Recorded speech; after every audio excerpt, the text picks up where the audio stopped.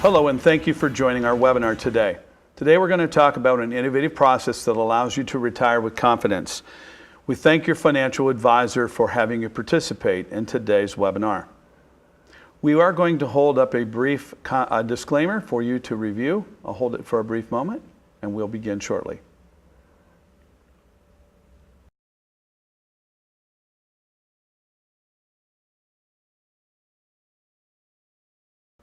In order to get to know you better, we're going to ask a series of questions that are important to us.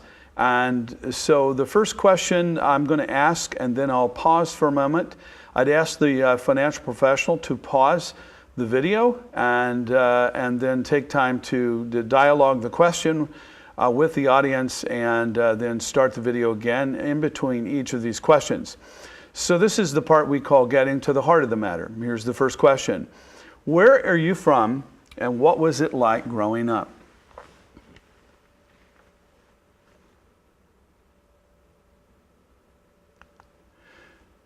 What was the most important lesson you learned about money growing up?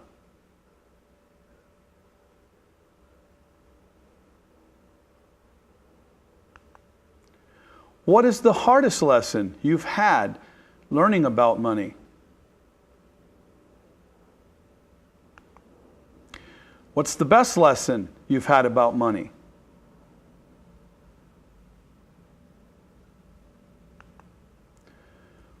What would you do with your time if no one paid you?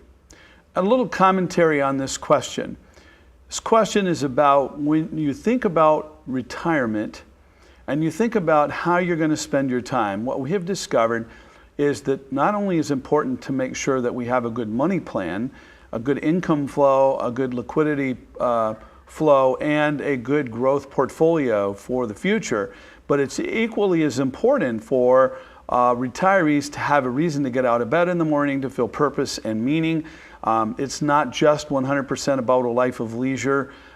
We find that people need to be thinking about, as they give up their positions and their jobs and their professions, oftentimes we will see a loss of identity, and we'll see a lot of emotional despair with some folks. So it's really important, as we think about retirement, to consider what would we do with our time when we're not being paid, but we're still feeling the meaning in life, and we're feeling that we're engaging in life, and that we have a positive impact. So what would you do with your time if no one paid you? Is there something important about your money that your advisor would not know if they didn't ask?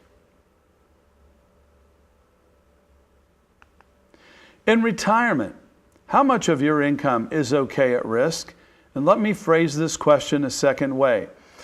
Let's define income allocation of your portfolio between promise-based income resources and risk-based income resources. If you had your choice between promise-based income and risk-based income, assuming performance was not challenged or performance was not lost, which types of income would you prefer? Promise-based income or risk-based income?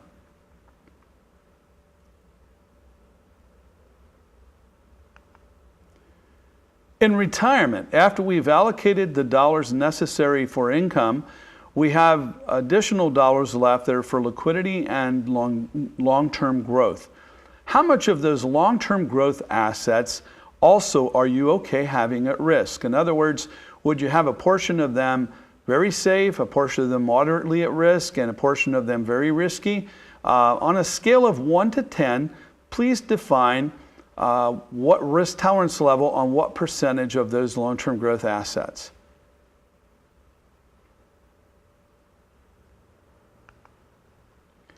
What we find in retirement, after doing what we do now for 31 years with retirees, we've identified 5 major fears that retirees have that seem to keep them up at night or get them to be thinking about the things that are challenges as they approach retirement. And someone identified them here. The first one is the fear of running out, outliving their money.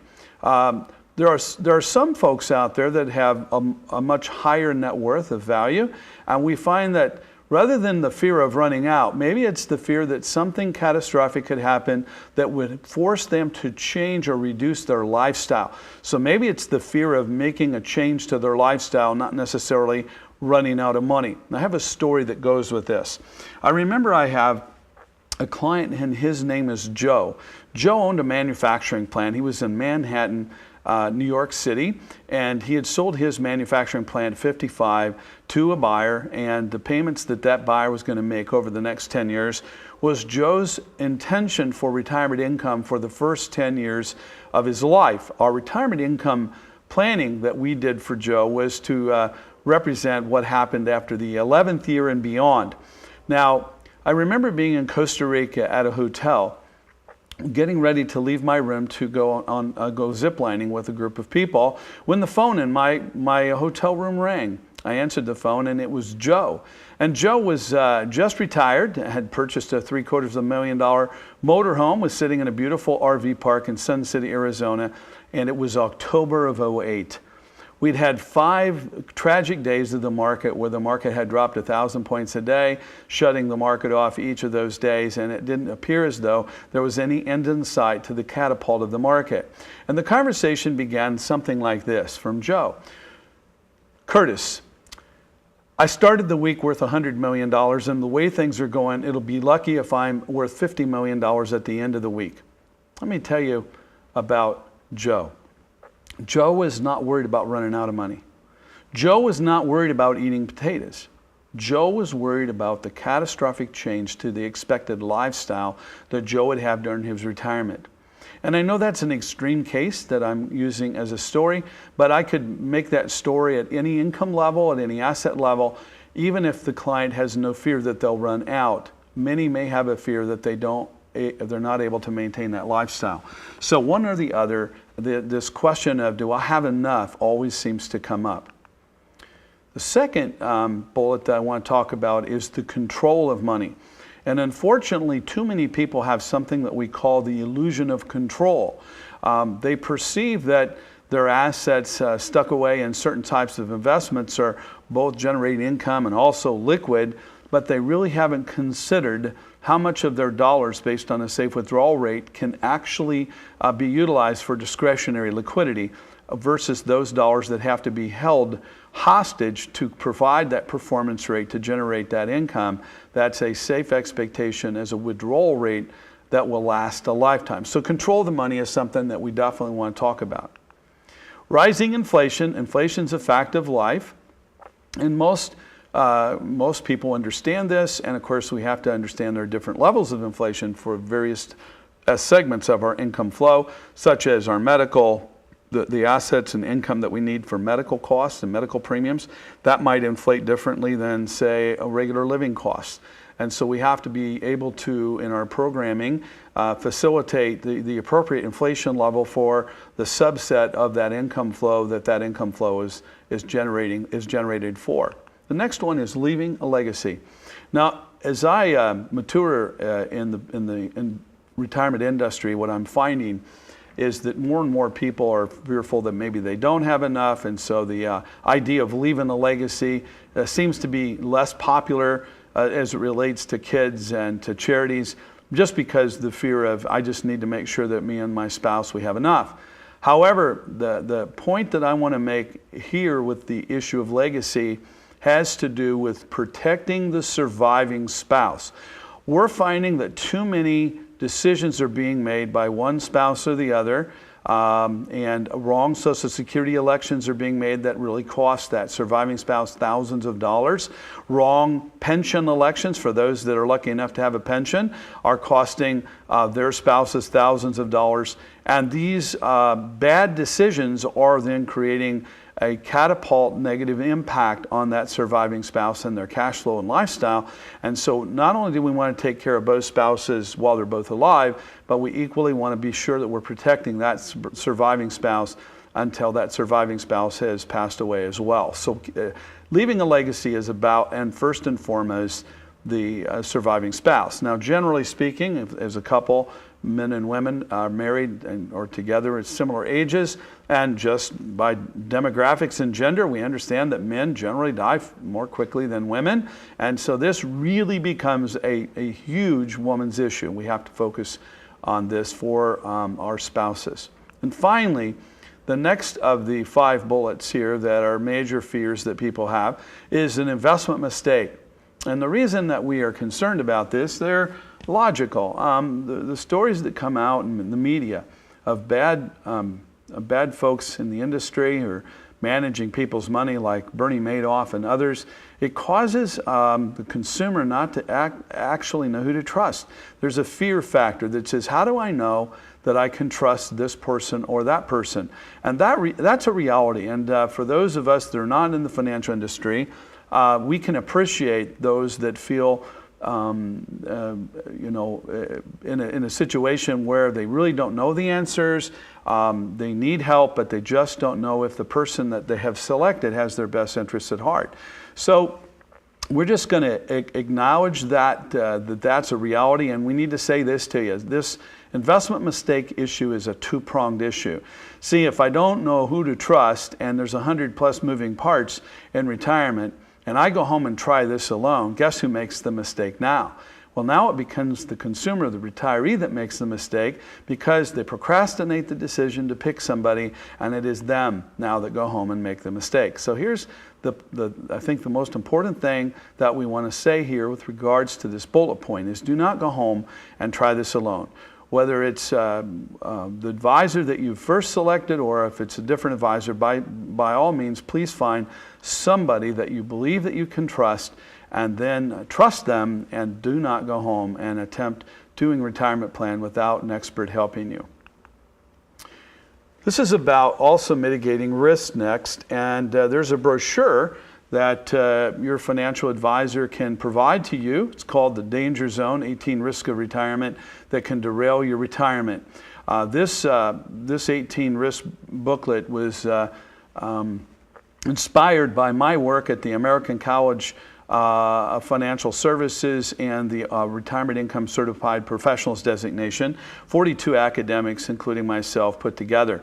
And the 42 academics had identified 18 risks in retirement. And so though we're going to talk next about the 5 risks to mitigate, we'd like each and every pre-retiree or retiree to understand what all 18 of those risks really are, so that if we're working with you on a plan, that we can, your advisor can focus specifically on those risks applicable to you and your concerns. And our goal is to structure a plan for you that will alleviate as many fears as possible while allowing you to refire with confidence. So I'm actually changing the vernacular here from retire to refire. Not to just retire, but to refire. The word retire has a negative connotation to it. If I were to retire the tires on my car, they're going to the boneyard. Well, that doesn't represent us when we retire, that we're done, that we're finished, or that we're winding down. It actually means that we're actually refiring to the next phase of life. It's a change of engagement not yet done. It's working for significance and things that really matter more. Attitude of abundance over scarcity. It's important that we pause a minute to talk about the attitude of scarcity and the attitude of abundance. This is really not about dollar bills in the bank. This is about whether or not we have a state of mind of being in a place of abundance, feeling safe, feeling confident, feeling sure as we cross the threshold of working years to retirement years, where instead of accumulating money, maybe we have to start distributing money in order to make the money last. Sometimes consumers come into our financial practices, they have expectations and assumptions that need to be modified, and a series of disciplines that have to be agreed to during a discovery process that set the specifications for the analytics and the calculations that we're going to draft. And in order for the plan to work, we have to have discussions about safe withdrawal rates and longevity dates and what possibilities of one spouse living longer by a period of time than another. And so certain things have to be established in order to set proper expectations and testing, so that when we provide the analytics, the consumer, the pre-retiree, retires with a significant amount of confidence. And if an advisor is so worried about getting the business that they're willing to sacrifice the disciplines with the consumer and not necessarily tell them what they need to hear, but tell them what they want to hear and assure them that things are just fine, you know, that client, that retiree will retire with confidence, living in a place of an attitude of abundance. But the first time the market misbehaves and things start to go awry, suddenly that retiree is going to go from a place of abundance to scarcity. And so will the advisor managing that portfolio. So it's really important that we find advisors that have the courage to tell us what we need to hear, not what we want to hear, and establish these principles and disciplines in a way that make the program and the planning safe and secure, and one that keep us in a place of abundance, even if it means, as we're telling our advisors, the movie that we play in our mind of what retirement looks like. Our advisor's job is to match our resources, both our income resources of Social Security and pensions and our asset resources, and then play the movie in the mind about the date we're going to retire, how long we're going to live, and what's a safe withdrawal rate, and all the different factors of tax drag and inflation drag and fee drag, and make sure that there's not a significant risk that this client is going to have to fail. And so it's really important that we follow these principles, these disciplines, and your advisor involved in this program has been specially equipped and educated to focus on those disciplines in a way that they'll have the courage to tell you what you need to hear, not necessarily what you want to hear. And occasionally that may require our consumer, our retiree or pre-retiree, to reboot the movie in their mind. Maybe they have to work longer and save more. Maybe they can retire when they want to, but maybe their cash flow streams will need to be less, or they won't be able to do as many things as they wanted. And each pre-retiree and retiree has to make those kind of value decisions about what's more important to them in their life. Now see, our idea of retirement is a plan that allows you to create promise-based income at a level that you don't have to worry every day about what's happening to the market. So it's to be worry-free as much as possible from market volatility so that you can stay focused on the reasons that you refired, the things that move your needle and float your boat. And here's another interesting statistic. There was a study done by the Society of Actuaries back in 2000, and they tested retirees that had promise-based income, basically pensions, for a 30-year time frame. And they studied longevity ages for that group of folks versus those that had no pension at all.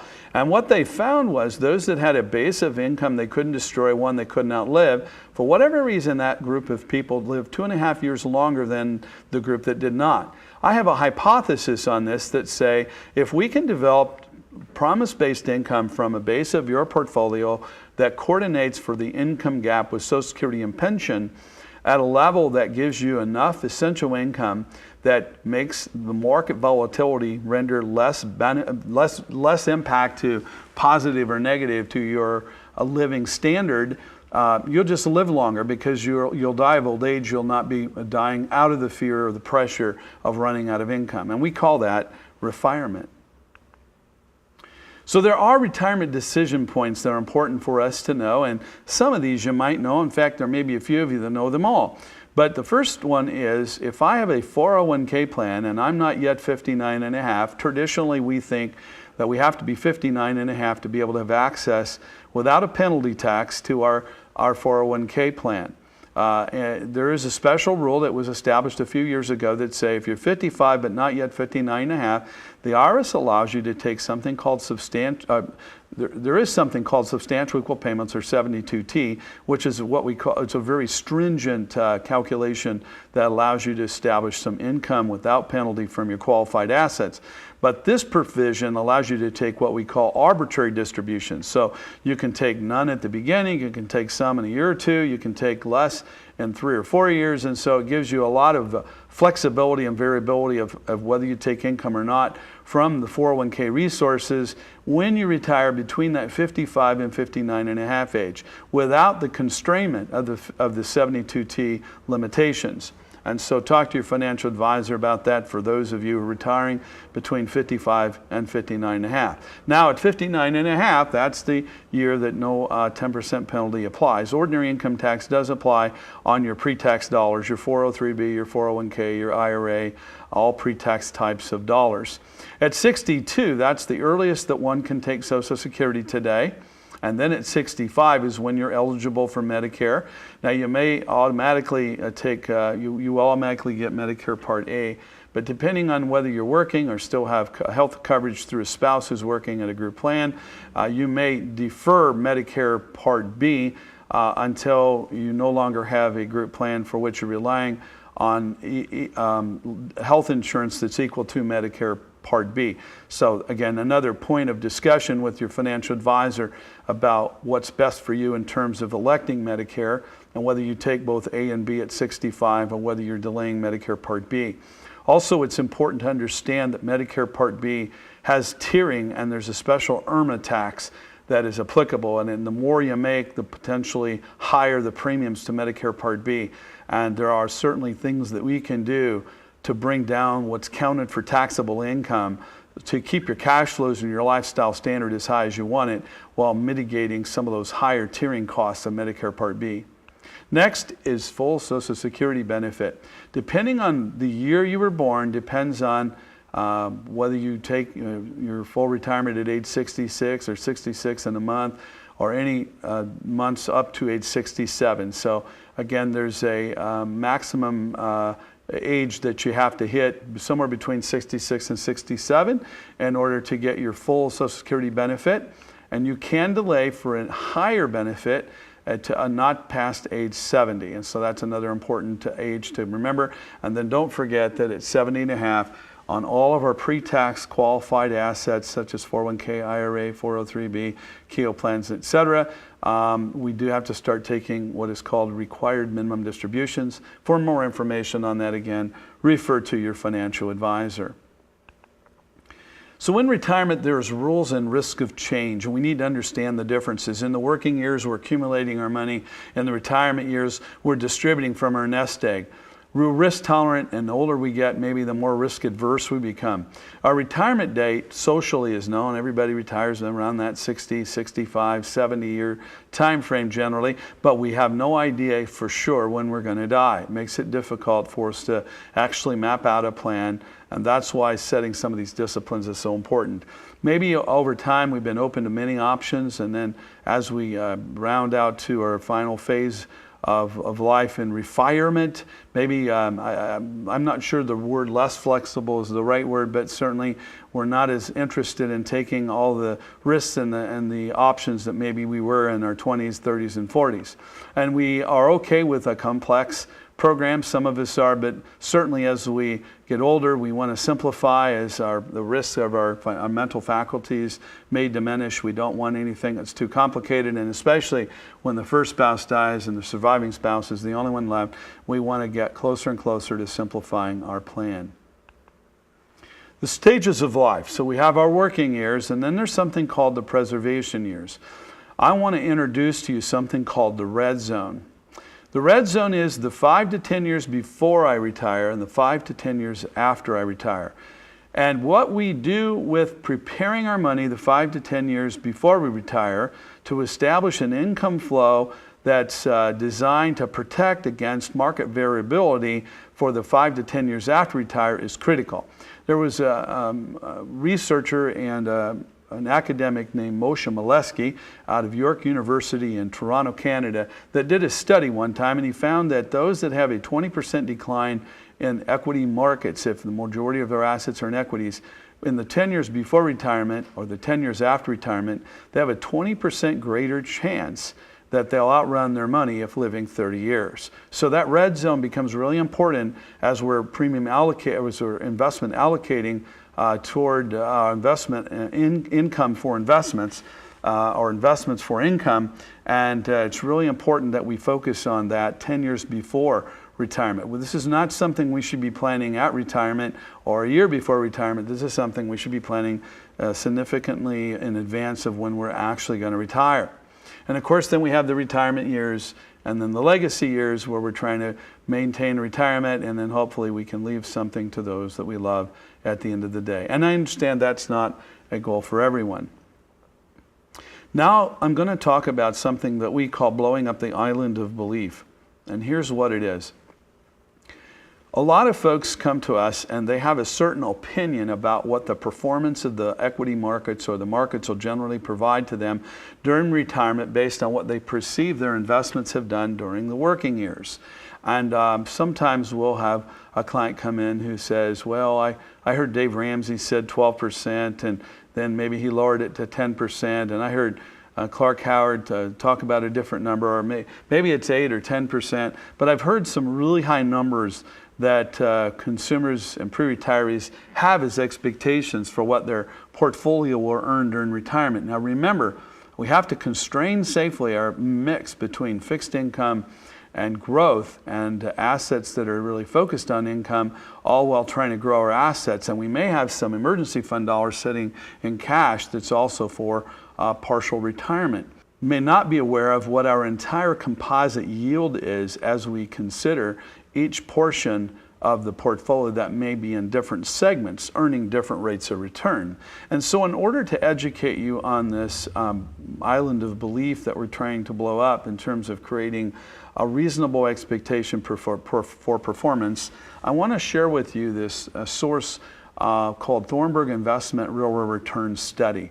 Thornburg's been doing this study now for nearly 20 years, and they're always doing a back study of 30 years of the S&P 500. So if you look in the upper left-hand corner under the word growth, you're going to see this is the S&P 500 index. And you'll notice that it's going from 1984 to 2014. Now we could look at a more recent pattern, we could look at an older pattern, and just understand it really doesn't matter what pattern we're looking at. The rate of return, the raw S&P, what we call nominal returns, are going to generate somewhere just above 12% or just below 12% consistently every 30-year tranche that we look at it. However, just because the nominal returns of the S&P may actually be 11 or 12 doesn't mean that we as retirees or we as American investors are going to experience 12%. It's misnomer. It's not true. And here's why. Because see, we can't get exactly what the S&P does because we don't know what they're buying, we don't know what they're selling, we don't know what strike price they're going to get on the sell, on the buy. And so we have to, in order to emulate the S&P, we have to actually go to a Vanguard or a Fidelity, and we have to utilize their expertise to try and do their best to emulate. Now, their best effort to emulate the S&P won't exactly match what the S&P does. It's just simply trying to mirror it as much as possible, but it's always doing so in arrears because they're learning about it after the decisions and the money has moved with the S&P board.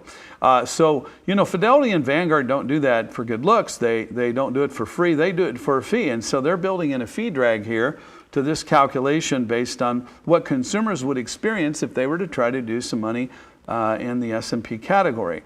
And then, assuming we had dividends and capital gains, the way the S&P is generating that, then we'd have a drag of income tax for dividends and income tax for long-term capital gains. And I understand that this is really relevant to long-term growth of after-tax money, not pre-tax or qualified money. Obviously, qualified money then becomes taxed at the distribution phase during our retirement years as we get a pre-tax deduction on the way in. Taxes are going to be true regardless of whether we have qualified dollars that are after tax or we have after-tax dollars that are unqualified. So taxes are going to be an issue. And then the third and final element that's being calculated here is the 3% inflation factor. So when they adjust this for fees, taxes, and inflation, I want you to see over 30 years what the actual real return is. The real return is about 6%. Now, I want you to notice something. When I say 6%, I'm going to surprise you when I say hardly no one gets 6%.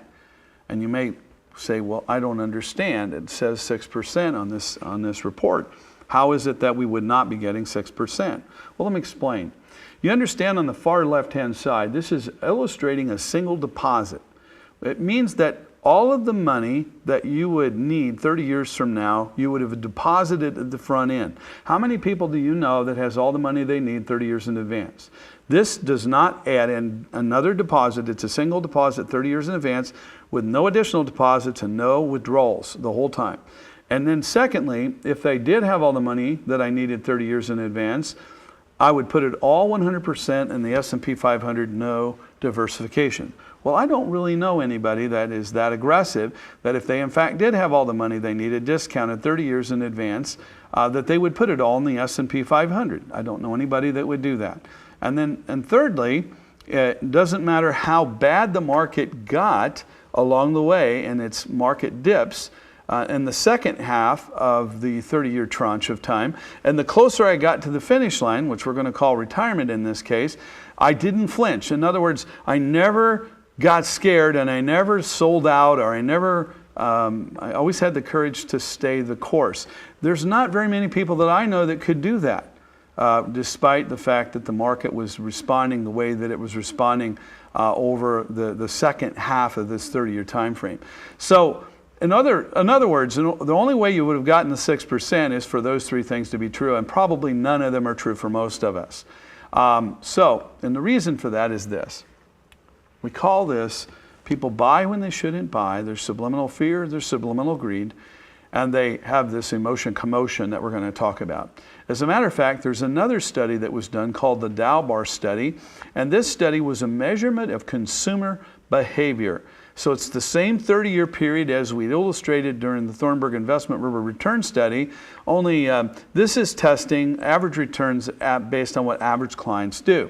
So this 3-year period is the last 3 years of that 30-year period, so 2012, 13, and 14, and then the 5-year period before the end of that 30-year tranche, the 10-year period, the 20-year period, and the 30-year period.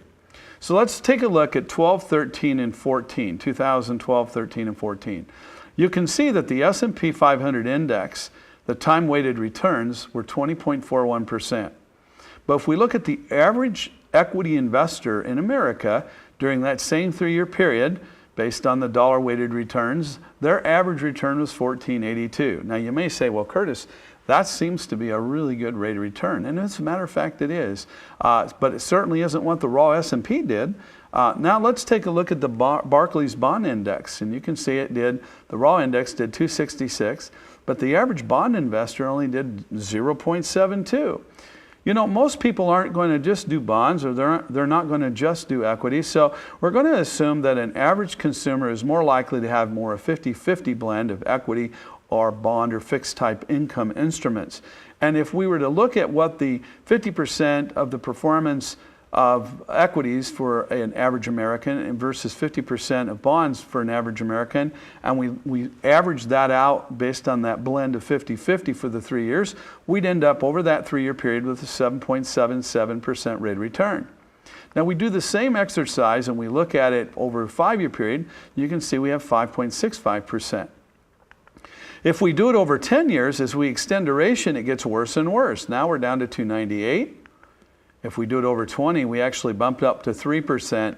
But when I do a 30-year duration, and this is pretty consistent with all 30-year tranches, I'm down to 2.26%. Now understand that most consumers have this belief that they're generating 7-8% on their portfolio. Now they may have a very small portion of their portfolio, or 20 or 30% of their portfolio generating years of really positive returns. But when we look and put that together with their entire portfolio, we stretch that out over good years and bad years, they just are not able to do that calculation. Now this report is very careful in the footnotes to indicate that when a financial advisor that knows what they're doing is involved, the consumers will generate about double the return that they would get if they were on their own. So if I use that 226, somewhere in the 4.5% to 5% range is generally what we can expect a general consumer to be making on their portfolio. And if they're paying an advisor 1% to manage their portfolio, or a mutual fund company, or if there are fees inside their 401k, then you've got to gross up. There may be a gross of 6 to get in that of 5. But most pre-retirees and consumers are overthinking and overstating the belief that their performance of their portfolio is going to make. Now understand, this chart is about accumulation. This is not during period of distribution. So during distribution, we have new pressures that make this even more at risk than during the accumulation phases. So there are 5 critical risks that we now want to educate you. Of all the 18 risks that exist, here are the 5 most critical risks that we need to work on first to mitigate. The first risk is longevity risk. See, a husband and wife aged 65 years of age have a 50% chance that one of them will live to 93, 25% chance that one of them will live to 98. And the longer we go with medical technology, the longer we're living. One other interesting statistic about this particular issue of longevity is, based on the 2012 mortality tables, those Americans who made it to age 65, men on average lived to 86.6, women lived on average to 88.8. Understand that those averages are averages, means that 50% of the genders died before they got to those ages and 50% lived longer. So if we just simply build a retirement plan based on those averages, we have a 50-50 chance of success or failure. Pretty sure that's not good enough for any of us. We wouldn't want to build anything for retirement that was a 50-50 chance of success or failure. And especially when I have 2 people, the chances of one of them living longer than those average ages is much greater, that 2 people, one of them will live longer than what the averages of the individual genders are. So we have to be really mindful that we've got to build these retirement plans to last a very long time. Next is inflation risk. And inflation's been a fact of life. And things that we buy, milk and bread and cars, they just go up. And I don't think there's a debate or any argument about the fact that we must put inflation into the plan. Next is healthcare risks. And I want to not talk just about long-term care risks that happen at the end of life. I want to talk about just regular health insurance after we retire. Well, Medicare Part B premium, the Medicare Supplement or Medicare Advantage premiums, the Medicare Part D premiums for the medications, the out-of-pocket expenses that we'll have for the donut hole and deductibles and things if we have an Advantage plan. And so this chart really shows us that we'll spend about $47.34 a year if we average it out between 65 and 85 for healthcare costs. Some of that is going to be covered by health insurance if we pick good health insurance products. 42% of this is premiums, 58% of this is actual services. And so if we buy great health insurance products, the right kind, if you work with your advisor and he works with his specialist on the health insurance side to help you select the proper health insurance products, those health insurance products will help mitigate a lot of the cost of health care during your retirement years. What we're really talking about, though, is the increased cost of the premium. And so we're going to see a 5 to 6% increase to premiums for Medicare supplements, Medicare Part B, or maybe even higher. And so we have to dial in a different inflation assumption on the increasing cost of medical premiums and out-of-pocket costs than we do to other lifestyle needs and other essential income needs, such as housing, food, gas, and so forth. The fourth critical risk is kind of a silent giant here. It's one that we haven't heard of much. It's a withdrawal risk. It's a sequence of returns risk or excessive withdrawal risk. And so we're going to take a look at an example of what this really is representing. So let's pretend for a minute that I have a client with $250,000. They're 35 years of age and they've got 30 years to let their money grow. Now what I've done in column 2 is I've created a positive early return, positive returns. You can see the pattern or order of returns, where at the last 3 years of this pattern of returns, I had some really bad rates of return. The average of those returns when I average the 30 years out is 7%. And so we're going to start here with Tom, and that accumulates to $1.9 million, pretty good sum of money. And then we're going to talk about Susan over here. And instead of the pattern of returns being what we illustrated with Tom, we're going to just turn the pattern or the order of returns upside down so that the negative returns were on top and the good returns are on the bottom. And we kept every number that was in the column 2. In column 3, we just changed the order of them. So that means we have the same 7% average return, and consequently, we have the same $1.9 million. So it really doesn't matter when I'm accumulating money what the order or pattern of returns are. I will have exactly the same amount of money while I'm accumulating money. Well, here's the problem. The problem is when I go from accumulation to distribution, and that only happens during retirement. Now we're going to advance Tom and Susan to age 65. They have the same $250,000. However, they're going to request that we provide to them a 5% withdrawal based on their $250,000. So at 64, they come and say, hey, in 65, I'm retiring, give me 5%. 5%, $250,000 will be $12,500. If I increase that annually 3% to keep pace with 3% inflation, that's $12,875. And I'm going to continue to inflate that 3% each year through 30 years. So at 94, 30 years later, I'm going to be almost at $30,000 a year. And so I still have the same pattern order of returns for Tom. Good returns along the front end of retirement and bad returns at the end of retirement, the same 7% average. And Tom's going to end up with $712,000 taking those income draws out of that portfolio. Now you might say, Kurt, that looks pretty good to me. Started with $250, nearly tripled his assets. He had a 5% withdrawal, 3% inflation. Looks like he did pretty good. I'd retire under those sets of circumstances, and so would I. But here's the part we don't know. We don't know what the order or pattern of returns is going to be until after we've pulled the trigger of retirement. So now we're going to look at what happens to Susan. See, Susan has bad returns as we change the order of returns. And by the way, with 30 numbers, there's literally thousands of iteration opportunities that we could reorder this. And the outcome of whether money would last or not would depend on what order of those numbers that we did based on 30 numbers. In this particular order, where we just simply reverse the numbers to an upside down order, Susan would run out of money at age 82. She'd run out of money before she'd run out of breath. And so even though the average returns are still 7 based on the pattern of returns, in the earlier years, Susan lost so much principal of her investment. She had to sell losses that when the markets recovered, she didn't have the ability to recover. And once you start cannibalizing equity or principal, it's a slippery slope if you last a long time. So this is something we call sequence of returns or order of returns risk, and many consumers don't understand. Now, I need you to understand this is not about average returns, because average returns will not reflect the likelihood of the safety or the predictability of how long a portfolio will last. Also want to show you what happens in longevity, and I want to show you that longevity risk is the #1 risk in retirement. This is titled What a Difference a Single Year Would Make.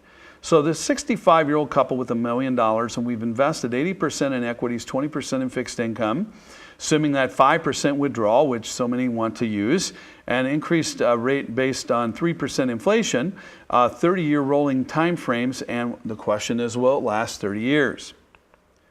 So I want you to see this slide. Along the bottom of the slide, this axis, along the bottom, you're going to see 1926, and following that clear over to the right-hand side, you're going to see 1984.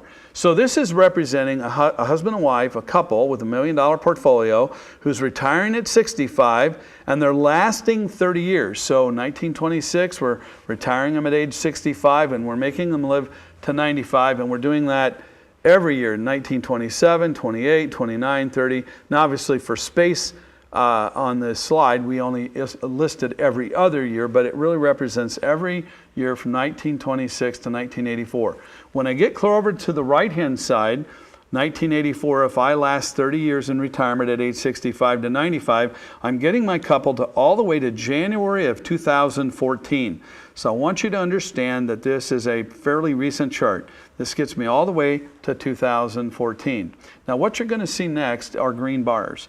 Those green bars represent the years based on back testing what an 80-20 mix would have done, taking a 5% withdrawal drag, a 3% increase for inflation, whether or not they would have run out of money. And all of these bars represent the years you could have retired where you would not have run out. At least there'd be a penny left in the portfolio. We don't know if there's $1, whether there's $1 million. We just know they didn't run out. The red bars tell us where they would have run out, and it tells us exactly where they would have run out. Now here's the point that we want to make. Back when people didn't live as long as they live today, let's pretend that they only lived 10 years in retirement. You see, if we retire at 65 and we live to 75 and we only last 10 years, it didn't matter what interest rates did, what inflation did, it just simply didn't matter. When we backtest this from 1926 to 2014, what we find is that we just never run out of money. As soon as we add 10 years of duration, a 32% chance of failure. I'm pretty sure if you came to the meeting today with your advisor and you came in a car and there was a 30% chance that you weren't going to make it home, you'd probably find a way to stay at the advisor's office today. You wouldn't get in an airplane and fly across the country, and you certainly wouldn't get on a table and go under the knife. There's just a lot of things in life we wouldn't do with a 32% chance of failure. Now see what happens when we add 30 years of duration. It's a 59% chance of failure. And here's the reality. We can't do retirement as we once did. Why? Markets aren't responding the way they used to respond. Why? Technology. Medical technology is keeping us alive longer and longer with better quality of life. Technology is also causing markets not to respond the way they once did because we have powerful algorithms and powerful computer programs. And we can automate so much of what happens to the market as the daily market climbs and goes back down. And therefore, we have a lot of technology-based triggering of the markets going on. So we can't buy and hold the way we used to buy and hold. Markets simply don't work in the way or the same way that they once did. We're now in the 21st century, longevity in the 21st century markets. And we have new black swans that are really going to be lurking at our heels. So we have to realize that we can't do what we've always done in the way we used to do it. Remember back in the day, for years and years, we could have bond portfolios that would generate 5 and 6% consistently. And today we could never count on a bond yield generating that kind of consistent income. It's just a different day. We'll probably not see interest rates rise ever to the level during our lifetime that we once saw, just because, can you imagine what would break in your life or the things around you if we had a 6% 10-year treasury? Not saying we wouldn't see a 6% 10-year treasury. I'm just suggesting to you that with the government's debt and the things that we rely on for debt these days, we just can't tolerate as a society the same kinds of inflation, or we can't tolerate the same kind of interest rates that maybe we did at one time. There's going to be a change of the landscape, and things are definitely moving. And so the final and the fifth of these 5 critical risks is market risk or market volatility. And you might say, well, Curtis, I thought we just talked about that. No, we talked about sequence of returns risk. Market volatility is quite a different matter. And let me demonstrate what I mean. You see, if I were to give each of you $100,000, and I would also offer you an investment portfolio scenario A, an investment portfolio scenario B, and I in advance of the 5 years tell you what the performance would be and say which of the 2 investment scenarios would you like to pick, A or B. I'm even going to give you a hint. If I do the average returns, scenario A has an average return of 6.4. Scenario B has an average return of 6%. Which would you pick, A or B? Well, interestingly enough, if I picked A, I'd have $400 less, even though it has a higher average return than if I would have picked B. And so general consumers simply don't understand the true effective rate of math. It's not the average rate, it's the effective rate that really lends itself to what I can expect over time. And so this is a chart here on the far right that says if I lose 30%, takes almost 43% off of the bottom to get back to even. If I lose 50%, takes 100% off the bottom to get back to even.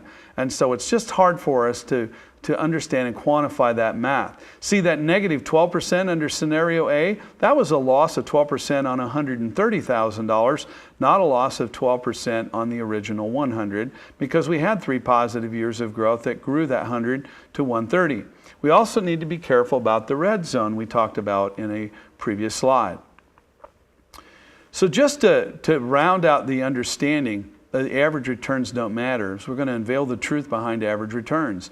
Imagine for a minute I had $1,000 and I averaged 20% for 2 years. At the end of 2 years, the question is, how much would I have? Let me pause while you think about that for just a moment.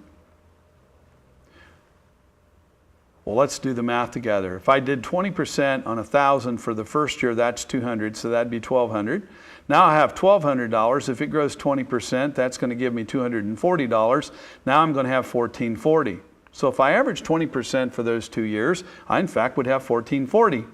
But what if I was up 60% and the next year I was down 20? I still averaged 20, but I only have $1,280. If I was up 100 but now down 60, I still average 20%, but I only have $800. Now I've seen this in farming with commodities. What if I was up 140? I lost it all 100%. I could argue I averaged 20, but I don't have any money left. And so this is just a method, an exercise to get you to understand you cannot bank on average returns. It's the effective returns that matter. See, creating a retirement plan is very complex, many goals to achieve, which is why you don't want to go home and try it alone. You have a guaranteed income or promise-based income goals. You have inflation you want to meet or beat. You want to minimize taxes. You want to max returns, but not too much risk. And don't forget about that surviving spouse. Now, the advisors in the room have been trained specifically to utilize this educational tool of the 5 fears and 5 risks. And additionally, they're using a program to do the analytics called Retirement Next Gen. Retirement Next Gen not only calculates the numbers for the financial needs, but this process also talks about and gets you to think about the emotional needs that you have. Now, a lot of folks learn in different ways, sometimes audibly, sometimes visually, and sometimes analytically. And so what we've done with RNG is put together all of those learning styles together in a single approach. And what we basically do, the Thrive retirement process, takes all the assets in your nest egg of retirement portfolio assets, and it divides them in 2 distinct camps. We want to separate the minimum amount of assets necessary to add promise-based income to your portfolio to supplement your Social Security pension and other income resources to create an essential income floor called a paycheck. It's going to be a replacement to the paycheck you were getting while you were working. See, we can calculate those 5 years before retirement, 10 years before retirement. We can calculate them at any time, and we can quantify the value of the assets needed to create a specified amount of income stream. We can do that with precision. Any amount of dollars that are not necessary after that create what we call a play check. Now, what I first need is reliable and predictable income. Any amount of money I don't need for that promise-based income floor is now for the purposes of liquidity, discretionary income, the play check. This is excess income. I only take it when the market's up. I don't have to take it when the market's down because it's not essential expenses. I'm focused on growth and legacy, and here I've given more permission to chase equities faster, and I've taken those assets away from the risk of the red zone because I've created this floor of income. And so this creates a defensive team and an offensive team so that I can play both offense and defense. This is an example of the visual dashboard in the Retirement Next Gen software. And as you can see here, the red line represents the entire portfolio on a linear calculation of a particular case study based on taxes and inflation and fees and the composition of their assets. And the green line represents how this advisor was able to substantially improve the assets that their heirs would enjoy and the assets that they would enjoy during their lifetime. If I look at the far right, you can see our withdrawal rate or our withdrawal drag.